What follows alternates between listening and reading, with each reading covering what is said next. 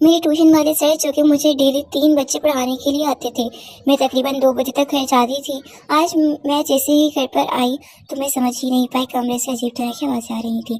میں سمجھ چکی تھی کہ شاید آج جب وہ گھر پر ہیں امی اور ابو شاید یہاں کام کر رہے ہیں۔ میں اپنے کمرے میں چلی گئی۔ میں نے اپنے کپڑے تبدیل کیے کیونکہ پہلے اسکول یونیفارم میں تھی، میں میٹرک کی اسٹوڈنٹ تھی، مجھے اچھی طرح سے پتا تھا کہ اس وقت گھر میں کیا چل رہا ہے۔ میں اب خاموشی سے اپنے کمرے میں بیٹھ گئی۔ کافی دیر ہو چکی تھی، ابھی تک وہ دونوں کمرے سے نہیں نکلے تھے۔ تھوڑی دیر کے بعد ابو کی کال آئی۔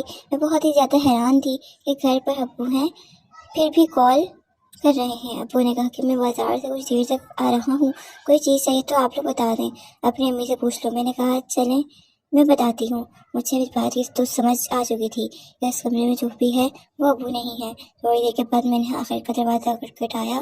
اب میری امی بہت ہی زیادہ ڈر چکی تھی۔ وہ دروازے پر اتنی، یاسمین تم کا بھائی، تمہارا بھائی یاسمین، تمہیں کچھ بتانا ہے۔ میں نے کہا کہ میں سب جان چکی ہوں۔ اس وقت میرے سر وسیم جو کہ کمرے میں موجود تھے انہیں دیکھ چکی تھی۔ جب سے کمرے میں واپس آ گئی، تھوڑی دیر بعد میری ماں میرے کو کمرے میں آئی۔ انہوں نے کہا کہ یہ کیا بات ہے، ابو کی کال آئی تھی، بازار سے کچھ منگوانا تو نہیں ہے، کچھ دیر بعد گھر آنے والے ہیں۔ نہیں کچھ نہیں منگوانا۔ امی بہت زیادہ ڈر چکی تھی، میرے پاس آئی، مجھے کہنے لگی خدا کے لیے اس بارے میں اپنے ابو کو کچھ مت بتانا۔ میں نے کہا کہ آپ نے اچھا نہیں کیا، آپ کو ایسا نہیں کرنا چاہیے تھا۔ وسیم سر ڈیلی اس گھر میں آتے ہیں، اس سے پہلے بھی یہ کھیل چل رہا تھا۔ مجھے تو آج پتہ چلا کہ آپ لوگ اس میں کیا کر رہے ہیں، تو سمجھی کہ آپ مجھے ٹیوشن کے لیے زیادہ فورس کیوں کر رہی تھی۔ نہیں بیٹا ایسی کوئی بات نہیں، بہت ہی اچھے سر ہیں وہ تمہیں پڑھاتے ہیں۔ کچھ دیر کے بعد سر فریش ہو کر میرے پاس آ گئے۔ سر مجھے پڑھانے لگے، لیکن میں چاہ ہی نہیں رہی تھی، میرا دماغ تو بار بار ان چیزوں کی طرف تھا۔ میں بھی اب بہت ہی زیادہ پریشان بھی تھی کیونکہ وسیم سر جو کہ بہت ہی جوان اور خوبصورت تھے، ان کی عمر تقریباً 25 سال تھی، میری عمر 14 سال تھی۔ امی جو کہ جوان اور خوبصورت تھی، اس کی عمر تقریباً 35 سال تھی۔ وسیم سر اور ان کے بیچ کیا تعلق تھا، کب سے یہ تھا میں یہ تو نہیں جانتی تھی، لیکن سمجھ چکی تھی کہ یہ کافی عرصے یہ کھیل خاموشی سے کچھ کر رہے ہیں۔ میں اب رہی تھی وسیم کرنے کے کاغذ پہ لکھ کر دیا اپنے ابو کو کچھ مت بتانا۔ اب خاموش تو ہو چکی تھی لیکن میرا دل و دماغ کام نہیں کر رہے تھے۔ میں کافی عجیب خیالات سوچ رہی تھی، میں بہت ہی زیادہ پریشان بھی تھی۔ آخر یہ سب کچھ کیا ہو رہا ہے، میں نہیں چاہتی تھی کہ ایسا کچھ بھی سوچوں، لیکن اب میرے دماغ میں بس یہ چل رہا تھا کہ میں بھی کسی کے ساتھ ایسا کھیل کھیلوں۔ اب کچھ دیر کے بعد اب گھر پہ آ گئے۔ اب شام ہونے والی تھی، گھر کے تمام معاملات روٹین کے مطابق تھے۔ اب وہ رات کو اپنے دوستوں کے پاس جاتے تھے، گپ شپ کرنے کے بعد وہ رات کو 10 بجے گھر واپس آ جاتے تھے۔ وسیم صاحب پڑھانے کے بعد تو جا چکے تھے، وہ تو شام 5 بجے تک چلے جاتے تھے۔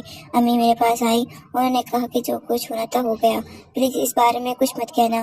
میں نے کہا کہ آپ نے جو کچھ کیا ہے میں آپ کو بتا رہی ہوں کہ اگر آپ میری بات نہیں مانی یہ تو میں بہت برا ہوگا۔ میں بہت ہی زیادہ پریشان بھی تھی، میں بھی کسی لڑکی کے ساتھ ایسا کھیل کھیلنا چاہتی تھی، میں بہت ہی زیادہ پریشان تھی۔ میں نے کہا مجھے نہیں پتا، مجھے بھی اب کسی کے ساتھ یہ سب کچھ کرنا ہے، میں وسیم سر کے ساتھ ہی سارے کھیل کھیلنا چاہتی ہوں۔ بس میری امی نے بڑے ہی مجھے کہا شرم آنی چاہیے، تمہیں اچھی طرح سے بتایا کہ اس سے میرا تعلق ہے، تم ایسا کبھی بھی نہیں کر سکتی، اور تم نے اب ایسا ویسا کچھ بھی سوچا تو بہت برا ہوگا، ٹھیک ہے؟ کل تمہارے ابو دوسرے شہر جا رہے ہیں، میں کسی نہ کسی طریقے سے تمہاری مدد کر دوں گی، لیکن وسیم کے بارے میں مت سوچنا کہ وسیم سے تمہارا ایسا کوئی تعلق بنے گا۔ لیکن میں تمہیں بتا رہی ہوں کہ تم اس بارے میں کسی کو کچھ نہیں بتاؤ گی۔ مجھے اب اس بات کا تو پتا تھا کہ امی ہر قیمت پر میری بات مانیں گی، اگر میری بات نہ مانی تو ان کا گھر برباد ہو جائے گا، کیونکہ اب وہ بہت ہی زیادہ ڈرنے والی ہے، انہیں پتہ چلا تو سب میں وہ امی کو اس گھر سے نکال دیں گے۔ اس لیے امی کے پاس میری بات ماننے کے علاوہ کوئی چارہ نہیں تھا۔ اگلے ہی دن بابا جو کہ کپڑے کا کاروبار کرتے تھے فیصل آباد چلے گئے، کیونکہ کپڑے خرید و فروخت کے لیے فیصل آباد جاتے تھے، اور آج بھی وہ فیصل آباد ہی جانے والے تھے۔ اگر وہ چلے گئے کچھ دیر کے بعد میں اب یہی سوچ رہی تھی کہ جو بھی ہو جائے مجھے کھیل کھیلنا ہے۔ پتا نہیں ان کے دماغ میں کیا تھا۔ تھوڑی دیر کے بعد انہوں نے کہا کہ میں ایک پیزا آرڈر کرتی ہوں، ہم پیزا کھاتے ہیں، ٹھیک ہے؟ کچھ دیر کے بعد اب میں ڈیلیور کرنے کے لیے گھر کا آیا، اسے دیکھ کر میں بہت ہی زیادہ حیران تھی۔ دروازے پر جیسے میں نے پیزا لینے کے لیے گئی تو میں نے امی کو بلایا، کیونکہ پیسے امی کے پاس تھے، امی نے پیسے دینے تھے، لیکن میں امی کو اشارہ کر چکی تھی کہ لڑکا بہت ہی خوبصورت ہے، کیا آپ میری مدد کرنا چاہتی ہیں؟ تو اسی لڑکے کو کمرے میں بلا لیں۔ میں نے کہا آپ میری بات मान लें, ठीक है। मैं कोशिश करती हूँ, लेकिन ये बहुत ही ज़्यादा अजीब था। सिर्फ़ और सिर्फ़ अम्मी को मजबूर करने पर कामयाब ये सब कुछ करना चाहती थी, लेकिन वो ऐसा खेल नहीं खेलना देना चाहती थी। जो भी हो चाहे, वो बहुत ही ज़्यादा परेशान थी। मुझे कहा कि ठीक है, तुम मुझसे खुद ही बात कर लो, और पैसे मुझे दिए और खुद घर से बाहर साथ वाले हमसाए के घर चली गई। वो किसी बात के इल्ज़ाम मुझे नहीं आने देना चाहती थी। मैंने लड़के को कमरे में बुलाया। मैंने कहा, ये पैसे लो 2,000। मैंने उसे दिए। मैंने कहा कि ये पैसे अपने पास रख लो, बस मेरी थोड़ी सी ख्वाहिश पूरी कर दो। नहीं, मैं ऐसा नहीं कर सकता। उसने साफ इनकार कर दिया। मैंने कहा कि ऐसा मत करो, बस मैं थोड़ी देर खेलना चाहती हूँ तुम्हारे। अगर तुम्हारी माँ आ गई तो फिर क्या होगा? मैंने कहा, मेरी माँ मेरे कहने पर ही है कि तुम बेफिक्र हो जाओ। वो लड़का मुझे नहीं जानता, मैं भी उसे नहीं जानती थी, उसका नाम तक नहीं जानना चाहती थी, क्योंकि इतना छोटा शहर नहीं था, कौन किसी को जानेगा। उसके बाद मुलाकात में हमारा भी जो कभी ताल्लुक बनेगा, मैं तुम्हें बता रही हूँ, इसके बाद भी मैं भी नहीं परेशान नहीं करूँगी, तो अभी भी तुम्हें कुछ नहीं करूँगी, ठीक है। मैं ज़्यादा देर नहीं रुक सकता, मेरे पास सिर्फ और सिर्फ 20 मिनट है। 20 मिनट में तुम जिसे चाहो मैं कर सकता हूँ। मैंने कहा कि ठीक है। मैं अब एक ख़ास पोजीशन बना चुकी थी। बस मैंने कहा कि तुम अपना खेल मुकम्मल करो, मुझे खुश कर दो और यहाँ से चले जाओ।